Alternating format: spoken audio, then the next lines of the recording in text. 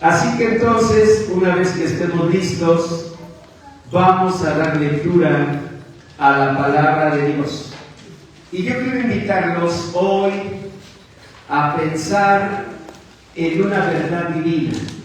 Nada hay imposible para Dios. Amén. Eso dijo el ángel Gabriel, no cualquier ángel, el ángel Gabriel lo dijo a la bendita madre de nuestro Salvador, a María. Le dijo estas palabras en San Lucas 1:37. Nada hay imposible para Dios. María, en su bendito corazón, estaba por enfrentar cosas muy difíciles, quizás hasta con el riesgo de su propia vida. Y el ángel le dijo: nada es imposible para Dios. Y le dio la noticia de que su prima, Elizabeth, una mujer ya de edad y además con diagnóstico de esterilidad, estaba esperando un hijo. Tenía 6 meses de embarazo. Lo que le estaba diciendo era: no hay nada que Dios no pueda hacer. Ella necesitaba no solo creerlo, porque sin duda ella lo creía. Necesitaba no solamente saberlo, porque ella sin duda lo sabía. Pero a veces necesitamos que el Espíritu Santo afirme y reafirme y confirme en nuestro corazón ciertas verdades, que se conviertan en verdades inamovibles, como dijo Job, que sean escritas como con cincel en piedra.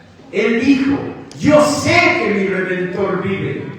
Pero Job no necesitaba decirlo como un grito en una reunión de adoración. Y cuando dice el pastor: hermanos, digan con todas sus fuerzas, yo sé que mi Redentor vive, pues todos lo hacemos. Y claro que lo creemos. Pero él necesitaba una contundencia tal que al ver la sarna maligna en sus brazos, al ver cómo su piel se caía a pedazos, él, sin embargo, mirando esto, creyera que el Señor iba a socorrerlo. Porque es muy fácil decir: yo sé que mi Redentor vive, cuando tuvimos la noticia de un nuevo puesto, de un mejor sueldo en nuestro trabajo, o cuando recibimos, bendito sea Dios, la noticia de que no tenemos esa enfermedad terrible que nos habían dicho que posiblemente teníamos, ¿no? Es muy fácil decir: yo sé que mi Redentor vive. Pero ¿qué cuando parece que todo está perdido? Y la palabra de Dios dice que el corazón de Job desfallecía. Yo sé que mi Redentor vive, aunque mi corazón desfallece dentro de mí. Emociones, sentimientos, es lo primero que vulneran los problemas. Los pensamientos son más firmes, son más rígidos. Los pensamientos son más fuertes, ¿ven? Pero las emociones, en un problemón, es lo primero que se hace pedazos. ¿Por qué? Porque son vulnerables. Y por eso debemos estar siendo llenos del Espíritu Santo. El Señor dijo: estad siendo llenos, como de una manera constante. Y eso es a través de la palabra de Dios. Imagínense si el bendito corazón de María necesitó esa, vamos a decir, confirmación, esa afirmación de parte de Dios a través del ángel Gabriel. Si su bendito corazón lo necesitó, ¿cuánto más el de nosotros? ¿Verdad? Una mujer con tanta comunión con Dios, bendita entre las mujeres, y necesitaba esa confirmación. Imagínense nosotros. Y hoy debemos pedir a Dios que Él confirme en nuestro corazón esa verdad. nada es imposible para Dios. Les invito a ponerse de pie y que oremos y le digamos: Señor bendito, yo lo necesito. Yo necesito que tu Espíritu Santo, por tu gracia y misericordia, ponga en mi corazón, como si se grabaran palabras con cincel en la piedra, que nada es imposible para ti, que tú puedes hacer todas las cosas y que pueden ser esas cosas mucho más grandes de lo que nosotros entendemos o esperamos, porque nada es imposible para ti. Dile: Señor, pongo en tus manos preciosas mi vida, las necesidades que estoy enfrentando, los retos que estoy viviendo, los anhelos de mi corazón, las angustias, las pongo delante de ti, y en la fe en Jesucristo creo que nada hay imposible para ti, que tú harás conforme a tu perfecta, buena y agradable voluntad, y que harás conforme a tu misericordia, y suplirás conforme a las riquezas en Cristo. Así bendícenos, Señor, en el nombre precioso de Jesús. Amén. Amén. Amén. Da un aplauso al Señor. Dile: Señor, en verdad lo necesito. En verdad lo necesito. Tomen su lugar. Pues estamos compartiendo en la palabra de Dios esta serie de mensajes que se llaman El Dios de una nueva oportunidad. Y agradezco a Dios porque el domingo pasado mi hijo Josué Vega, él compartió de un caso muy especial, ¿no? Esta mujer que es sorprendida en adulterio y juzgada por medio mundo. Sin embargo, escuchó del Señor Jesús estas palabras: ¿dónde están los que te acusaban? Le dijo: se han ido. Le dijo: pues ni yo te condeno, ni yo. O sea, ni yo, que sí podría hacerlo, porque el único que podría condenarnos, juzgarnos, pues es el Señor. ¿Quién más podría juzgarnos? Nadie, porque todos, poquito más, poquito menos, pero todos participamos de errores, de pecados, de defectos. Así que, ¿con qué cara? ¿Están de acuerdo? ¿Qué dice la palabra? Que estamos todos destituidos de la gracia de Dios, de su gloria, todos. No hay justo ni aún uno. Así que no existe alguien, excepto el Señor, que podría juzgarnos. Y por eso Jesús le dijo: pues ni yo te condeno. Y le dijo unas palabras de esperanza: vete y no peques más.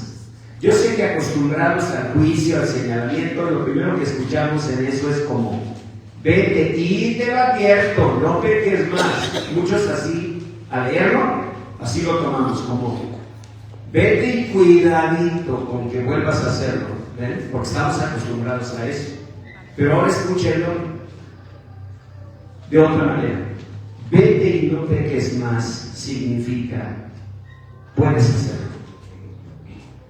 Puedes evitar eso. Tu vida no tiene por qué ser incontrolable. Tu vida no tiene por qué ser un caos. No sé si lo han sentido alguna vez, y si lo han sentido, hagan cara de que no lo han sentido, porque no falta el que está al lado así nomás esperando a ver quién dice que yo. Pero no sé si han sentido alguna vez, recuerden hacer cara de que no lo han sentido, ¿qué? No sé si han sentido alguna vez que en verdad es como si una fuerza superior a ti te llevara a hacer lo que no quieres hacer.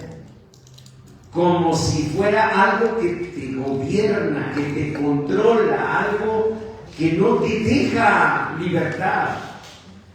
Si lo han sentido, sepan que también lo sintió un hombre de Dios tan grande como el apóstol Pablo. Él escribió: miserable de mí, ¿quién me librará de este cuerpo de muerte? Porque lo que no quiero hacer, eso hago. Y lo que quiero hacer, no lo hago. Cuando tú lees eso, esa confesión tan valiente, tan sincera, de un hombre de Dios como el apóstol Pablo, te das cuenta que es una situación, pues que en diferente medida, pero nos alcanza a todos. Y eso nos lleva a veces a pensar que no hay remedio para nosotros, que somos incontrolables. El día de hoy vamos a compartir este mensaje de esta serie, El Dios de una nueva oportunidad, con un ejemplo tremendo, un ejemplo desde las mismas tinieblas, un ejemplo que nos va a convencer de que para Dios no hay imposibles. Amén. Y que Dios no hace acepción de personas. Amén. Y que el Señor quiere cumplir los propósitos que tuvo y tiene al darte la vida. Tú me dirás, quizás los tuvo, pastor. Yo digo que los tiene. No, pastor, quizás los tuvo. No, yo digo que los tiene, porque Él sigue sustentando tu vida. Él sigue permitiéndote la vida. Y si te permite la vida, es que Él sigue teniendo el propósito que tuvo al darte la vida. No te la has cegado. El Señor sigue sosteniendo su propósito.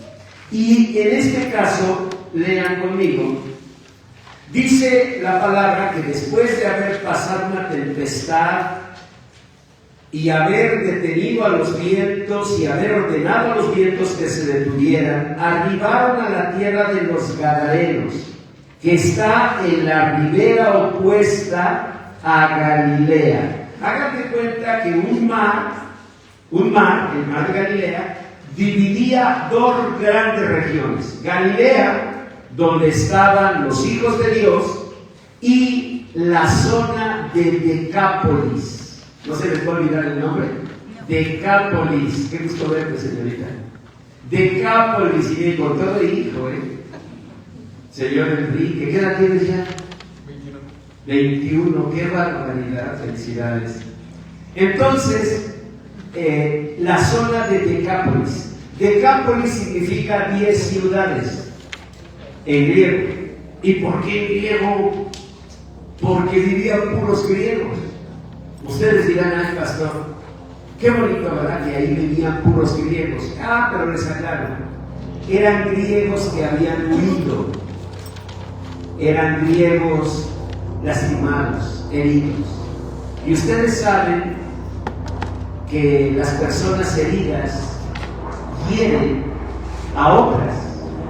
¿Es así o no? Sí. Y que las personas ofendidas guardan a veces tanto dolor, rencor, tristeza, que aún sin quererlo lastiman a otras. Así que era un lugar donde vivían personas señaladas. Por ejemplo, vamos a ver que allí apacentaban cerdos.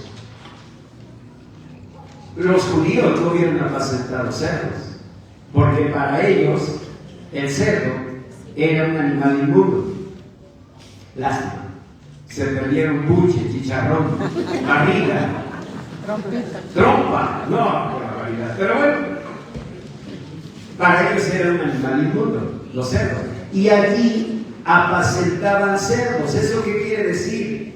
Que no eran judíos. ¿Qué más? Que no solamente no eran judíos, sino tenían prácticas, culturas, costumbres muy distintas a ellos. La gran pregunta sería, ¿qué hacía Jesús allí?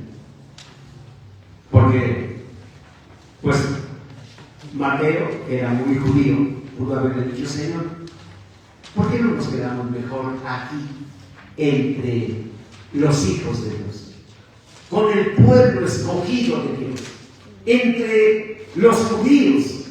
¿Por qué no nos quedamos aquí? Y aquí predicas, y aquí enseñas. ¿Qué tenemos que ir a hacer allá? Pero Dios tenía algo muy importante que hacer. Y tenía que hacerlo por una persona que quizás hubiéramos pensado no valía la pena. Tendemos a pensar así. Y lo peor, a veces nosotros mismos de nosotros llegamos a pensar, no valgo la pena. Olvidamos que Dios no hace excepción de personas y que para Él cada uno de nosotros somos sus hijos. Y si hay aquí una mamá que tuvo la bendición de muchos hijos, me entiende perfectamente que ama a sus hijos por igual. Quizás los trate diferente porque pues uno es el mayor, la otra es la chiquita y detalles así, pero de amor los ama por igual. ¿Quién presume número de hijos? A ver, empecemos la subasta. 4. Muy bien, un aplauso a los de 4, por favor. 5. Un aplauso a la de 5. ¿Quién me mata el gallo? 6. A ver, ¿más de 6? Muy bien. Se queda la señorita Betty con el aplauso fuerte. Con 5 hijos. 5 hijos. Imagínense nada más. Yo con 2 quedé, pero agotado. Imagínense con 5. Bueno, y a los 5, señorita Betty, ¿usted los ama por igual? Claro, pastor. Así es. Está incluyendo los 5 a Betty. Sí, pastor. Perfecto. Entonces, fíjense nada más. Y no hay diferencia. Quizás en el trato, ¿verdad? A unas niñas pues las trataban diferente que los niños. Quizás, pero en amor era el mismo. Siempre será el mismo. Dios no hace acepción de personas. Y vean qué sucedió. Dice: arribaron a la tierra de los gadarenos, que está en la ribera opuesta a Galilea, o sea, donde estaba Decápolis, donde estaban los griegos, donde estaban los que, ay, ¿cómo es posible? Comían carne de cerdo. Ay, dicen que nana, que chamorro. Hoy no sé, yo no sé lo que es eso. Y dice: al llegar él a tierra, vino a su encuentro un hombre de la ciudad, endemoniado desde hacía mucho tiempo. Esta palabra endemoniado no era una forma exagerada de hablar, porque a veces lo usamos, ¿verdad? Ay, no, pastor. Y llega entonces mi marido, pero mira, hágale con un demonio. Hágale con un demonio. Pero se está refiriendo a una persona con un enojo incontrolable, que sí lo ves y sí de repente le dices capaz que algo anda por ahí, pero es una forma exagerada de hablar. También a veces lo usamos de una manera ignorante. Si miráramos a una persona con esquizofrenia tipo B o una esquizofrenia paranoide, tal vez los que no conocemos de esos temas, de esas patologías, al mirar, por ejemplo, el titanismo, ellos desarrollan algo que se llama titanismo, que es una fuerza desmedida. De ahí el uso de las camisas de fuerza. Las camisas de fuerza no son las que te compras de talla chiquita. Sí, porque el señor Luis tal vez está pensando, yo traigo una pastor. No, te agarras talla muy chiquita. No, camisa de fuerza sí es en serio que te amarran. ¿Por qué? Porque las personas con esquizofrenia desarrollan titanismo. Las personas con esquizofrenia llegan a emitir voces múltiples. Entonces alguien puede, mirando a un esquizofrénico, decir está endemoniado. Pero si Dios dice en su palabra que estaba endemoniado, este hombre en verdad estaba endemoniado.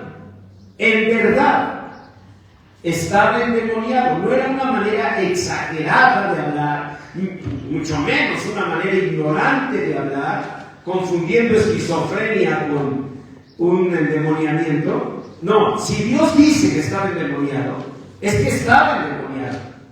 Es decir, tenía una condición espiritual terrible. Además estaba endemoniado desde hacía mucho tiempo. O sea, también ya tenían estos amigos ahí, pues ya una situación terrible. Digo estos amigos porque ya veremos el próximo domingo que en un pasaje paralelo se habla de 2 endemoniados. ¿Ven? Aquí se habla de 1. En otro se habla de 2. Lo vamos a platicar el domingo próximo. Pero dice que estaba endemoniado desde hacía mucho tiempo y no vestía ropa, ni moraba en casa, sino en los sepulcros.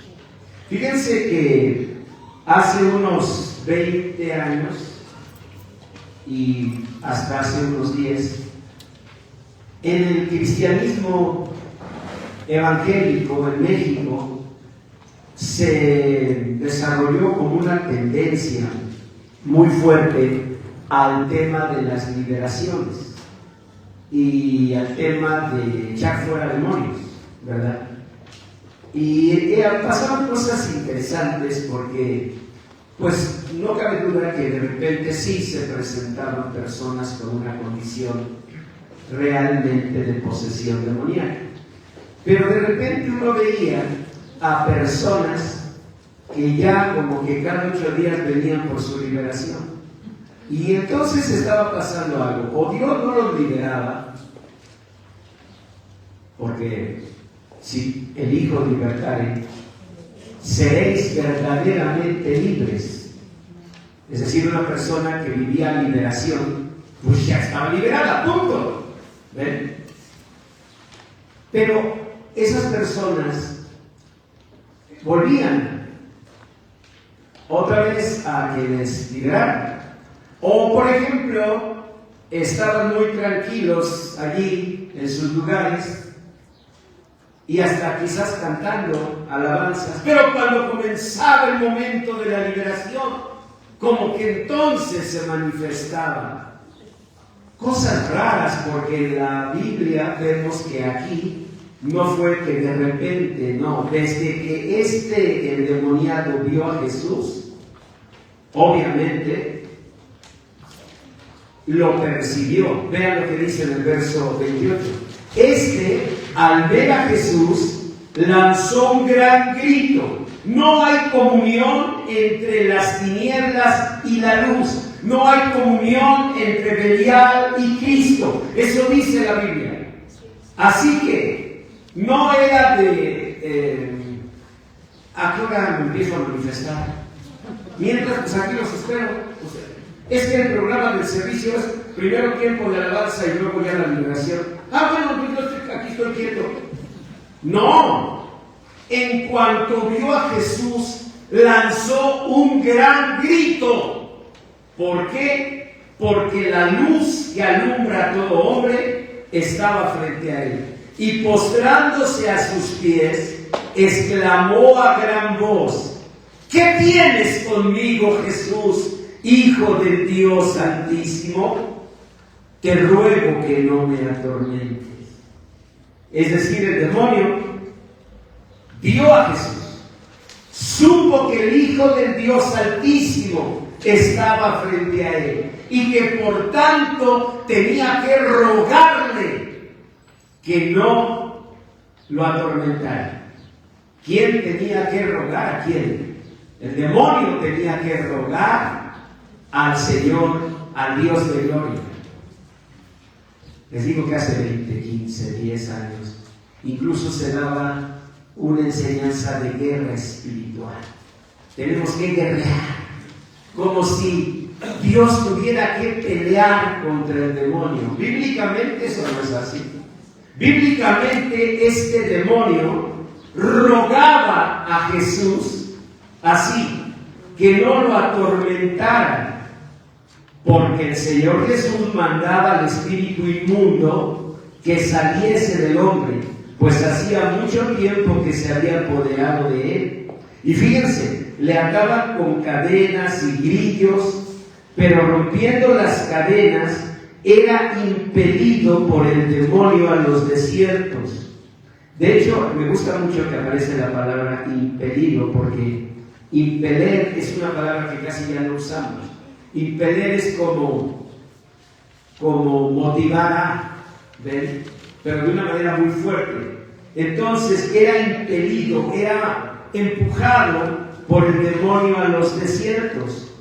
Es interesante que él dice que ya no moraba en casa. Vuelvan al versículo 27. No vestía ropa, ¿ya vieron? No moraba en casa, sino en los sepulcros. Y aquí en el versículo 29, al final, dice que era impelido por el demonio a los desiertos. Entonces, es muy interesante, porque les decía que hace unos 20, 15 y hasta 10 años, en las iglesias cristianas, pues como que había una exaltación de este tema, de este asunto, de esta práctica. Y había desde lo que yo llamaría farsantes hasta lo que yo llamaría casos reales. Pero generaron mucha confusión en el pueblo de Dios, porque estos predicadores, en aras de atraer personas, enseñaban cosas que no son del Señor. Por ejemplo, enseñaban cosas como que, pues, ten cuidado porque en cualquier momento un demonio se te mete y te agarra y te posee. Cuando Dios da claras sentencias divinas. Allí al final de la hoja de mensaje están algunas. Vean Colosenses 1:13. Lo voy a leer para ustedes. Colosenses 1:13. Allí dice la palabra de Dios: lo que Dios ha hecho con nosotros por su gracia, dice, el cual, nuestro Señor, nos ha librado de la potestad de las tinieblas. Ese debe ser el texto que debe estar en tu corazón si tú andas con ese tipo de dudas.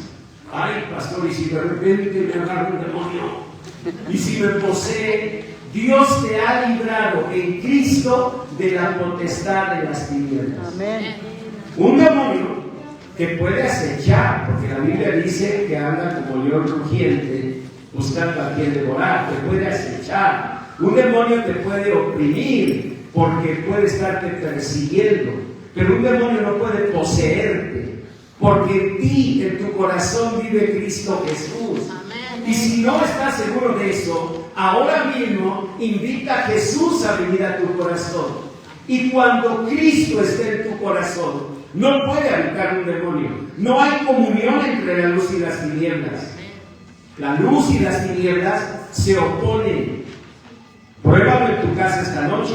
Entra y hay sombras, si estás sola, ¿cierto? Cuando tú mueves el apagador, ¿qué ocurre? Se hace la luz y desaparecen las sombras. No pueden estar las dos. No es posible. No hay comunión entre la luz y las tinieblas. No hay comunión entre Belial y Cristo. Si Cristo vive en mi corazón, entonces las tinieblas no pueden prevalecer en mí. Eso dice la Escritura, que nos ha librado de la potestad de las tinieblas y trasladado al reino de su amado Hijo. Dios nos ha trasladado al reino de su amado Hijo, de tal manera que nosotros en ese aspecto debemos tener la paz y la confianza. Somos de Cristo. Amén. Somos del Señor. Amén. Y por tanto, el Señor habrá de guardarnos. Nos tocaron, sin embargo, en esos tiempos casos reales. Y les quiero contar de uno. Porque cuando leemos esto que está aquí, vemos una lucha. Fíjense, dice, volviendo al 28, dice que el endemoniado, que se conoce como el endemoniado gadareno, porque era de la región de Gadara, al ver a Jesús, lanzó un gran grito y postrándose a sus pies, exclamó a gran voz: ¿qué tienes conmigo? Pero dice postrándose a sus pies. ¿Qué sucedía? Que había una lucha. No era solo el demonio, era el demonio en un ser humano. Y el ser humano estaba atormentado, el ser humano estaba sufriendo, el ser humano estaba padeciendo la posesión real de un demonio, y no de uno. Porque cuando le preguntó el Señor: ¿cómo te llamas? Dijo: Legión me llamo. ¿Cuántos soldados componían una legión romana? Algunos historiadores dicen que mínimo 2,000 y que hasta 6,000. ¿Ven? Así que era una barbaridad lo que ese hombre traía adentro, ¿sí? Y la Biblia enseña que ese hombre, sin embargo, pues seguía siendo un hombre, solo que un hombre poseído por, no sé, miles de demonios, pero él seguía siendo un hombre, es decir, seguía habiendo en él una pequeña chispa de dignidad humana. Ya no vestía ropas, ya no moraba en casa, vivía en los sepulcros. Otras narraciones que vamos a leer dicen que andaba por los montes lanzando alaridos, en fin, una cosa terrible. Pero para Dios, dice en su palabra: así como alguien mira un poco de fruto en un racimo casi podrido, así Dios no deja de mirar nunca, nunca un pedacito de dignidad, un pedacito de valor en ti. Si uno de nosotros, Dios nos guarde, tuviera una hija o un hijo que llegaran a lo más bajo, que llegaran a lo más terrible, que llegaran a la peor condición humana, yo te puedo asegurar que tú y yo, mirando a nuestra hija, a nuestro hijo, aún en esa condición tan terrible, con los ojos del corazón, buscaríamos una chispita, un poquito del rostro que amamos, de la carita que acariciamos. Buscaríamos un poquito de lo hermoso de nuestros hijos, ¿o no es así? Tú no cerrarías el caso, tú no dirías: ya es una basura. Aunque el mundo entero dijera: Señor, déjela, es una basura, déjelo, es una basura. Yo quiero pensar que cualquier papá, y especialmente cualquier mamá aquí presente, buscaría en medio de esa basura, que nunca lo será un ser humano, pero siguiendo la comparación, buscaría en esa condición un poquito de eso que tú amas. Y con ese poquito tú empezarías a hablarle, tú empezarías a llamarle. Este hombre estaba en una condición terrible, pero yo digo que había un poquito, porque él corrió y se postró a sus pies. En mi manera de entender ese pasaje de la Biblia, era la parte del ser humano, porque era un ser humano habitado por 1000 demonios, ¿sí? Pero era un ser humano, y ese ser humano clamaba. Miren, en una de las experiencias reales que aquí vivimos, hace muchos años, yo recuerdo cuando entré a orar por un joven que estaba viviendo una condición semejante. Y Dios sabe que así fue. Y una ventaja de estar viejo es que ya no tienes miedo de hablar las cosas. Y yo les digo ante Dios que así fue. Cuando yo comencé a orar por él, oía voces de blasfemias, voces de demonios. pero háganme cuenta como si estuviera dentro de un pozo. Se iba oyendo casi inaudible un gemido, una voz que me decía: hermano Vega, hermano Vega, porque en ese tiempo yo no era el pastor Julio Vega, era el hermano Vega. Y yo recuerdo esa voz que nunca voy a olvidar. Era como si estuviera acá en el fondo, pero en ese fondo, a lo mejor ya imperceptible para muchos, había esa persona clamando, esa persona pidiendo ayuda. Eso nunca lo voy a olvidar, porque fue una de las experiencias reales que me tocó vivir en mi vida como pastor. Y por eso para mí es una convicción, y por la palabra de Dios que estamos predicando, que cualquiera que sea la condición a la que llegarás, cualquiera que sea la condición en que te abismaras, aunque todo el mundo te juzgara y dijera que ya todo está corrupto en ti, yo vivo creyendo que siempre habrá un pedacito de dignidad humana, de naturaleza humana. Y si hay allí tantito de dignidad humana, allí está la imagen y semejanza de Dios. Amén. Porque los seres humanos, mujeres y hombres, somos imagen y semejanza de Dios.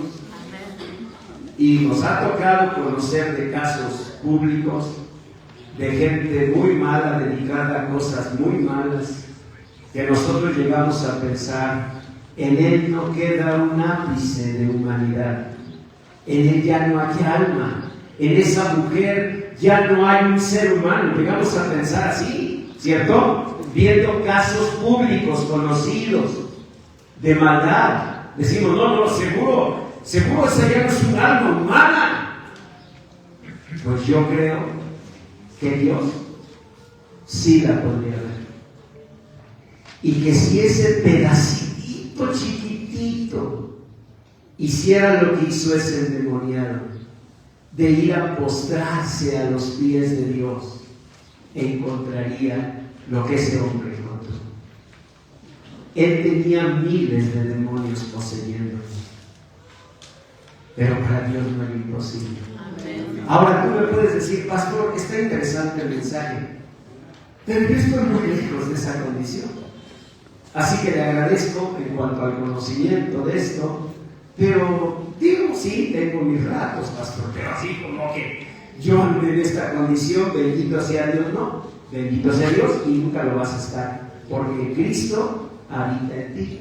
Amén. Pero la obra que ese demonio estaba haciendo hoy, haciendo vivir a ese hombre, en una proporción, sí puede un demonio producirla o buscarla en nosotros, sin poseernos, porque ya leímos, y hay otros textos que les puse, por ejemplo, 2 Corintios 6, 14 y 15, dice que no hay comunión entre la luz y las tinieblas. Entonces, sin poseernos, pero sí puede, y siempre lo harán, como leones rugientes, buscar a quien devorar. Eso sí, porque es su naturaleza. Esa es su naturaleza. ¿Ven? Es muy interesante en ese aspecto. Si vuelven al versículo 27, las características que Dios nos da de ese endemoniado. Fíjense, número 1, no vestía ropa.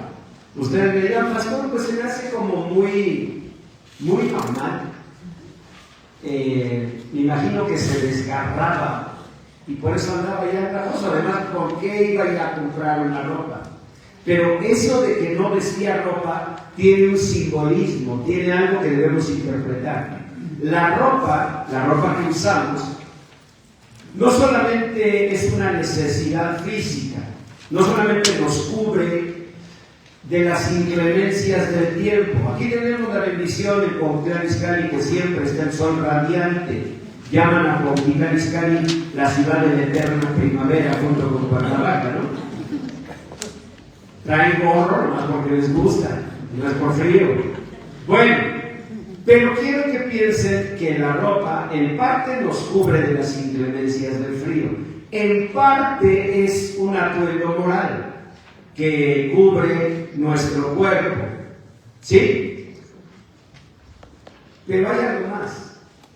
La ropa es un reflejo de lo que nosotros somos. La ropa es como una forma de expresar personalidad. Por ejemplo, si tú compraste ese chal color gris, no es casualidad. Yo sé que algunas cosas sí, estaban en el botadero pastor ahí en Liverpool.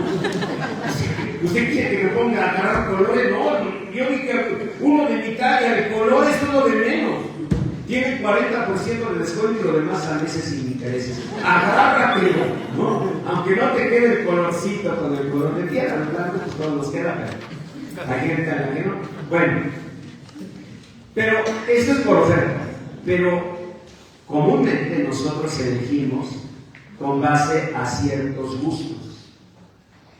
Y la ropa define si es una persona muy sobria, seria, tipo camisa del pastor.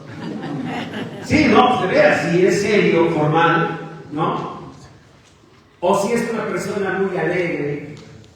Díganme interpretaciones que damos a los colores. A ver, si se viste de blanco, pureza, ¿verdad? Y entonces, por eso las novias, ¿no? Sus vestidos. Negro. ¿Cómo? Maldad. Mira, no está vestido de negro. Elegancia, qué bonito, elegancia. O querer adelgazar, porque dicen que el color negro adelgaza. Entonces algunos, bueno, entonces, y así podríamos seguir. Este no traía ropa, o sea, quiere decir, había perdido su identidad, su personalidad. Además, dice, no moraba en casa, se había separado de los suyos. En segundo lugar, se había separado de los suyos. Y en tercer lugar, había llegado a ser incontrolable. Vean en el final del versículo 29. Le ataba con cadenas y grillos. Grillos decimos ahora nosotros grilletes. Porque si leen grillos dicen, el corazón se desataba. No con grillos, todavía con chapulines. Bueno, entonces, le ataban con cadenas y grillos, pero rompiendo las cadenas, era impelido por el demonio a los desiertos. O sea, había tres condiciones. Y aquí es donde vamos a orar. Ustedes y yo, porque somos de Cristo, porque Cristo vive en nuestro corazón, nunca podremos ser poseídos y llevados a una condición así. Nunca. Es claro Romanos 8, 38 y 39. Ni la vida, ni la muerte, ni lo alto, ni lo profundo, ni lo presente, ni lo porvenir, ni principados, ni potestades podrán separarnos del amor de Cristo. Así que tú debes vivir seguro en Cristo Jesús, confiado en su gracia, en su misericordia y en su poder. Tú no vas a vivir esta condición, pero es como un huracán. Si hubiera llegado a Tampa con categoría 5 el huracán que llegó la semana pasada, eso habría sido terrible. Gracias a Dios fue bajando y entró en nivel 3. Entonces fue duro, pero lo sobrellevaron en Tampa, en la Florida, ¿cierto? Nosotros recibimos el Otis y el Otis llegó a Acapulco en categoría 5 y trajo un desastre terrible a Acapulco. Y siempre decimos, ay, con que no llegue 5, y si llega 4 mejor, y 3, pero aunque llegara 1, tendría consecuencias, ¿sí o no? Sí. Aún en categoría 1. Bueno, aún una tormenta tropical, vamos, tendría consecuencias. ¿Qué nos quiere enseñar esto?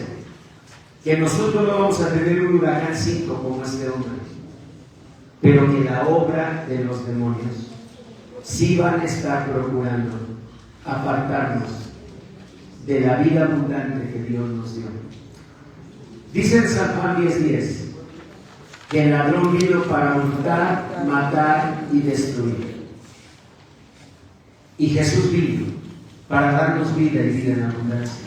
Amén. Así que siempre hay 2 opciones: o la vida abundante que Cristo nos ofrece, o estar permitiendo la obra de esos demonios.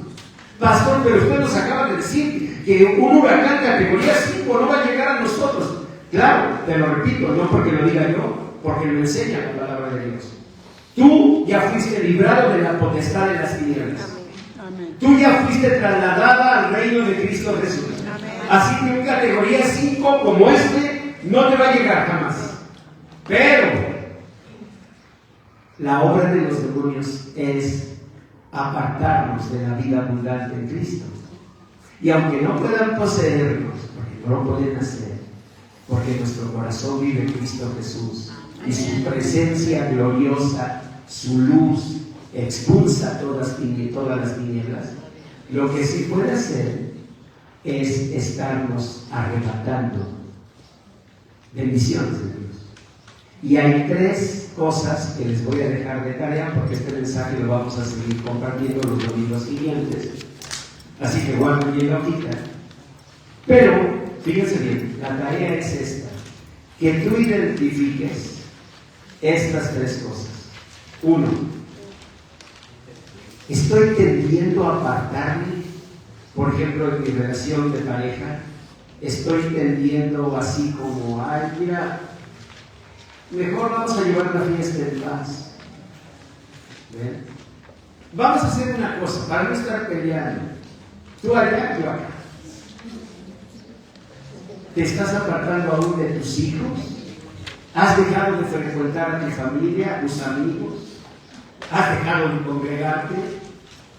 Tú puedes decir, pastor, esto es como natural. Pero en este caso, así empezó la obra de estos demonios. ¿Cómo lo hicieron?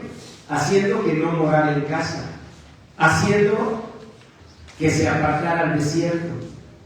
¿Sabe lo que hizo Jesús? Se los adelanto. ¿Cómo lo sanó?